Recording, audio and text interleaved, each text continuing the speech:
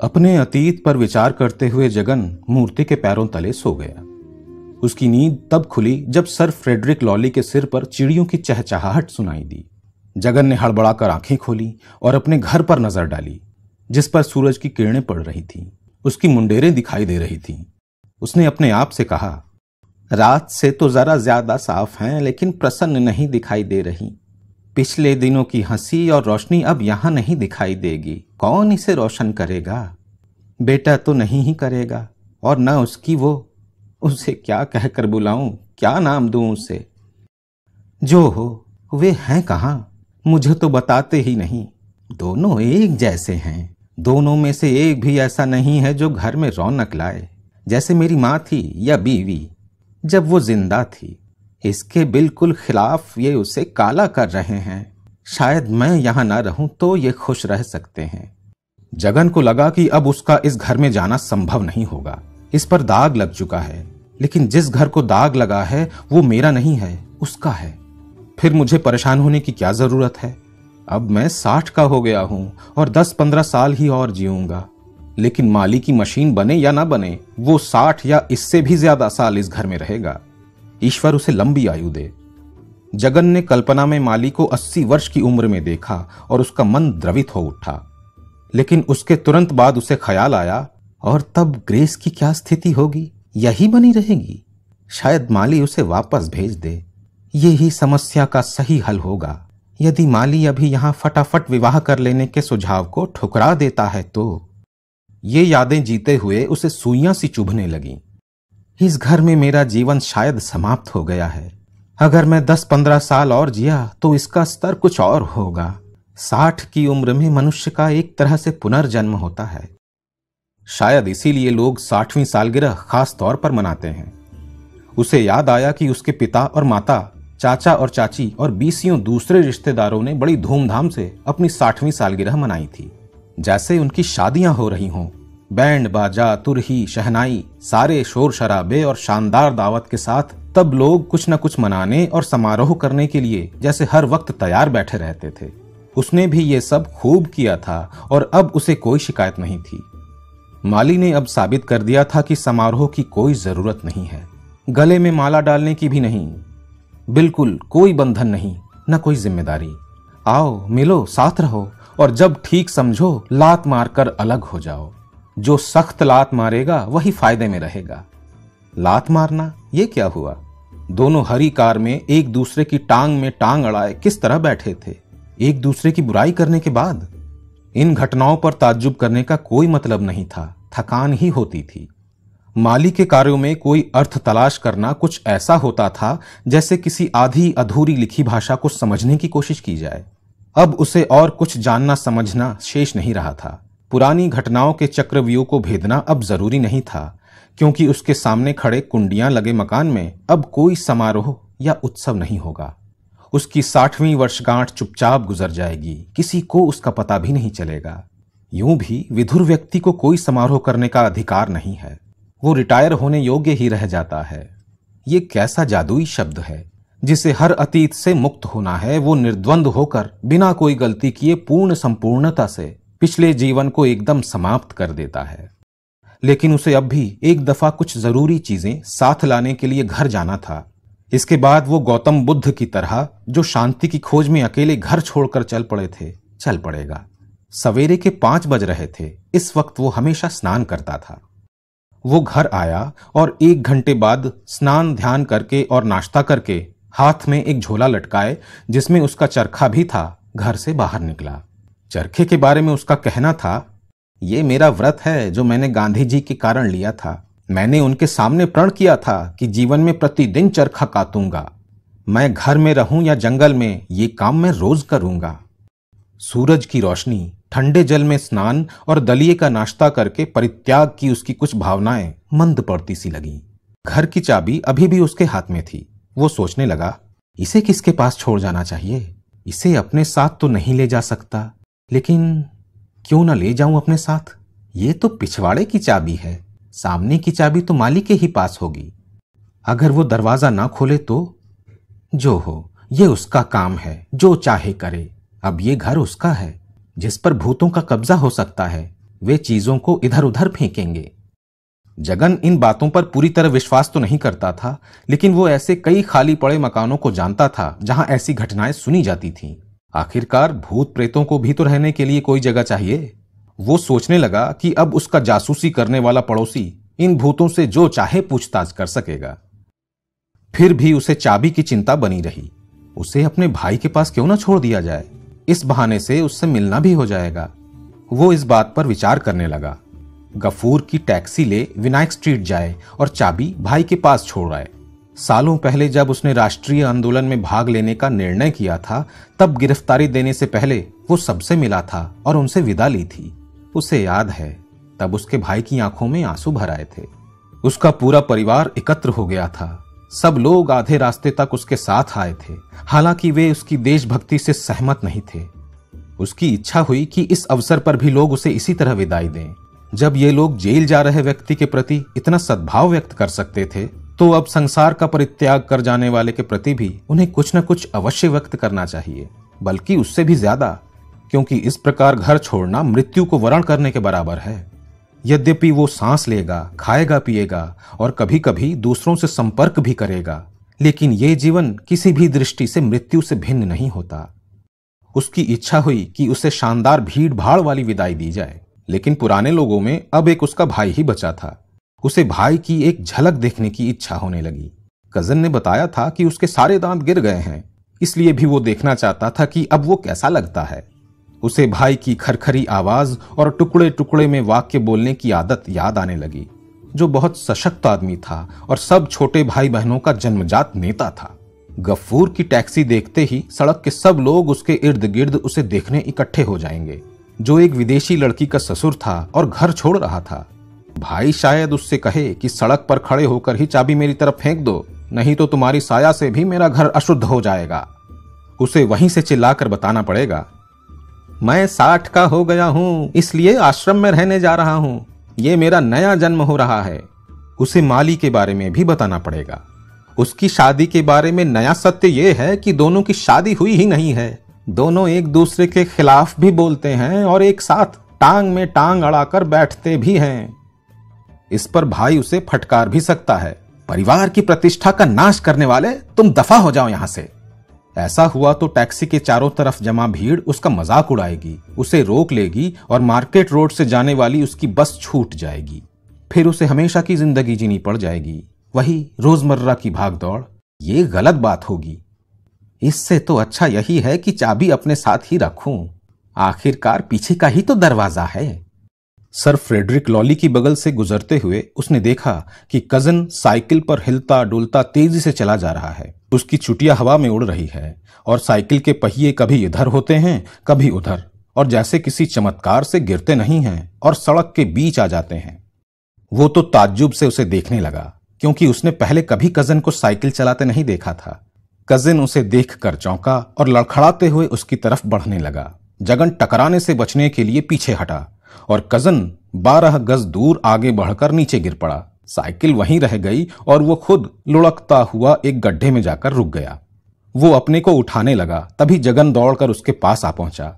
इतने सवेरे यहां क्या सर्कस कर रहे हो? इस उम्र में मरना है क्या? कजन हांफते हुए उठा और बदन में लगी मिट्टी को पोंछते और कोहनी की चोट को सहलाते हुए बोला, मैं तुम्हारी ही तलाश में जा रहा था, पड़ोसी की ये साइकिल मांगकर। कहो तो इसे मैं तुम्हारे ही घर छोड़ दूं, अब इस पर मैं वापस नहीं जाऊंगा। जगन बोला, मेरे घर पर तो ताला लगा है और मैं भी वहां नहीं जा रहा। ये बात सुनकर कजन ने मुख्य विषय पर तुरंत आ जाना ही ठीक समझा।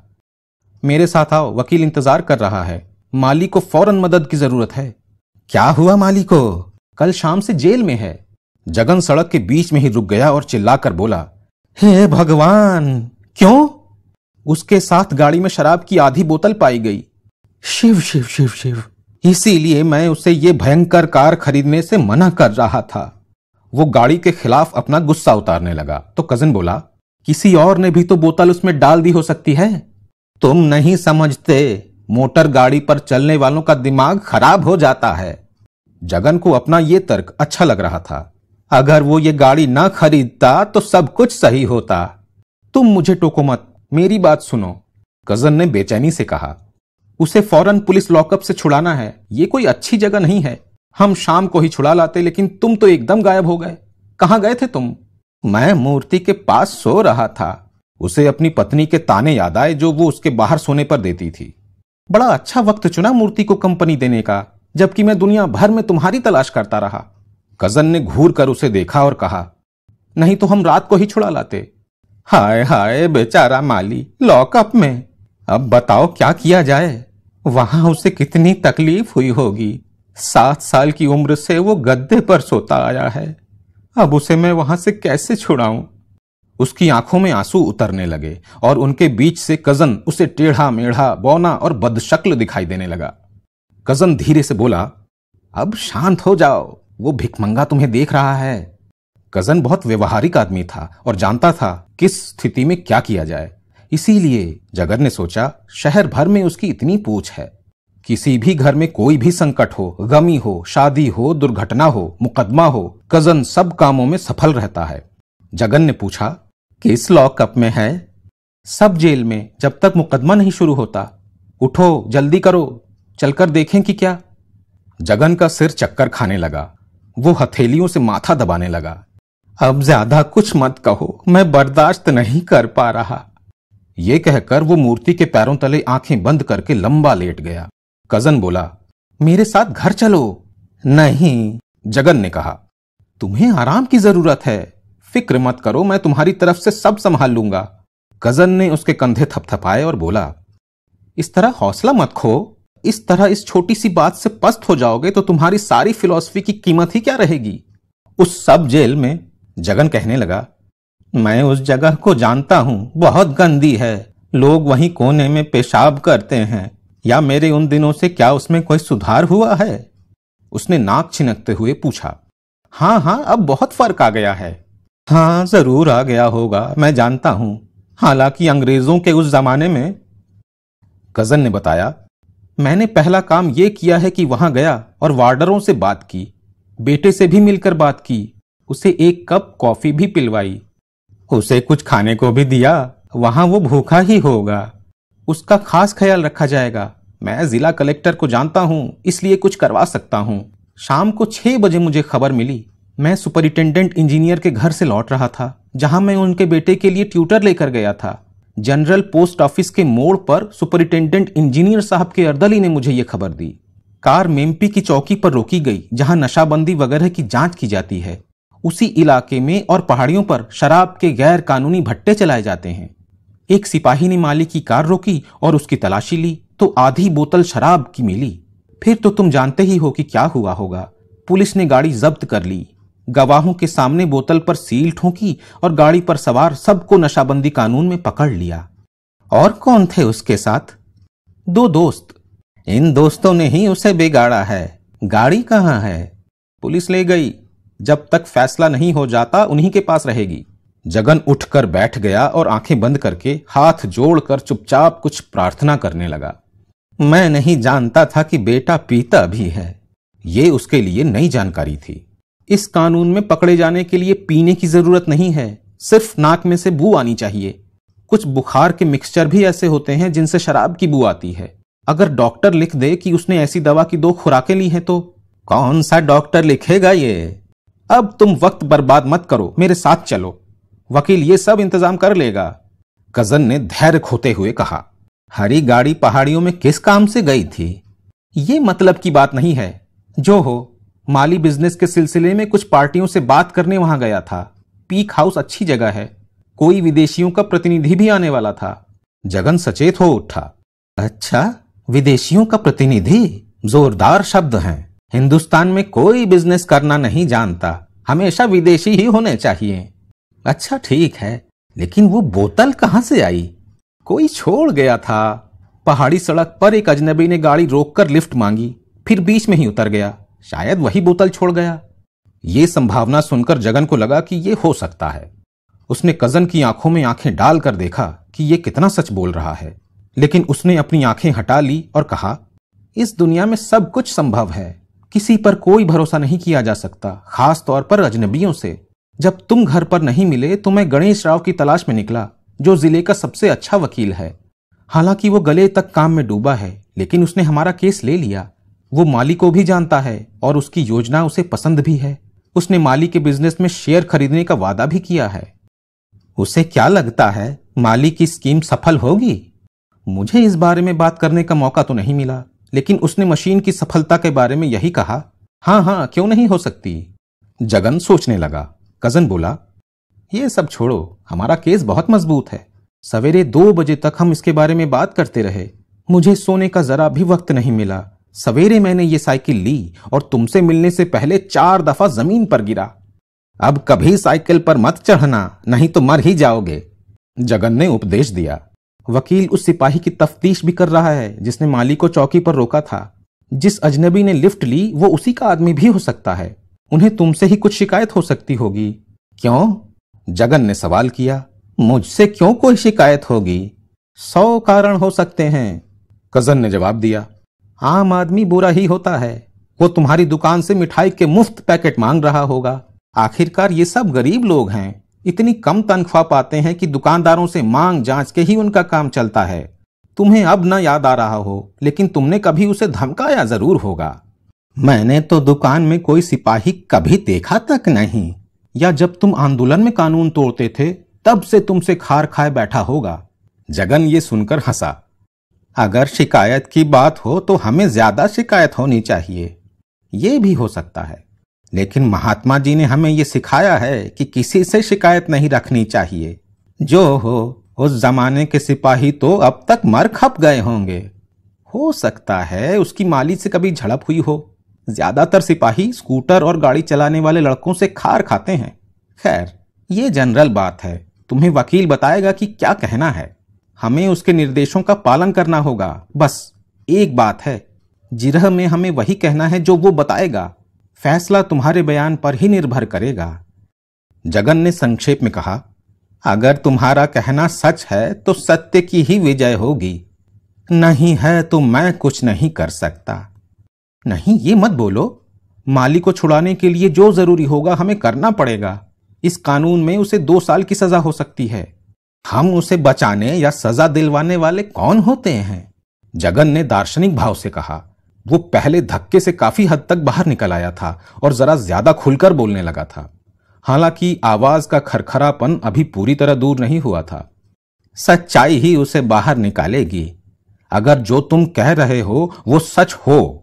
उसने पिछली बात दोहराई। कजन बोला, लेकिन वकील को सबूत के सहारे इसे साबित करना पड़ेगा। वो गहराई से सोच रहा है। अगर वो सिपाही का दोष साबित कर देता है तो हम उसके खिलाफ भी केस ठोक सकेंगे।